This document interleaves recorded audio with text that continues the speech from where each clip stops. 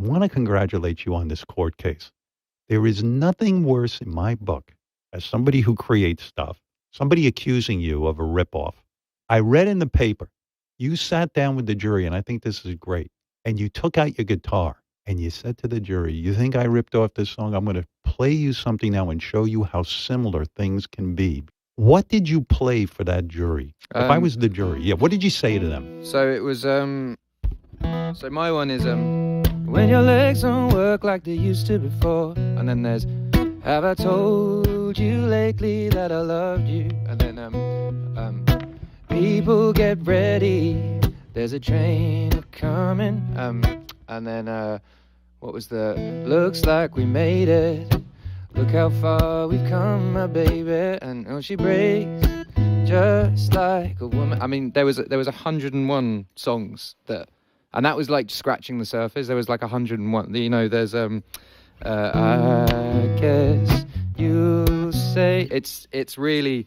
And what I was saying is like, yes, it's a chord sequence that you hear on successful songs. But if you say that a song in 1973 owns this, then what about all the songs that came before? We found songs like from like the 1700s that had similar melodic stuff. And then there was like huge songs in the 50s and huge songs in the 60s. And it's just, no one's saying that songs shouldn't be copyrighted, but you just can't copyright a chord sequence. You just can't.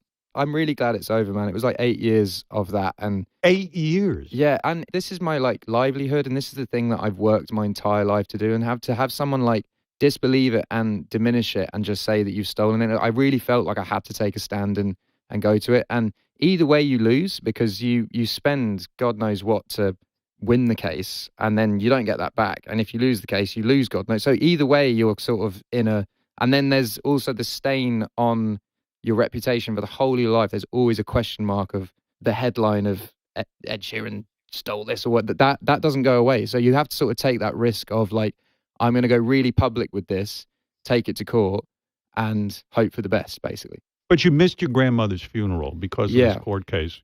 Could you have said to the judge, hey, by the way, can I have a day to go to my grandmother's funeral? Well, it was in Ireland. That was the only thing. And the thing with it, like, I thought the case would end Monday or Tuesday, and the funeral was on Wednesday. And then on the Thursday or the Monday, I can't remember what, their side suddenly randomly called my manager to, like, it wasn't in the schedule, and they randomly called him and they questioned him for whatever it was, and that made it spill over. It's a shame. I won't get that time back, and she was a great woman.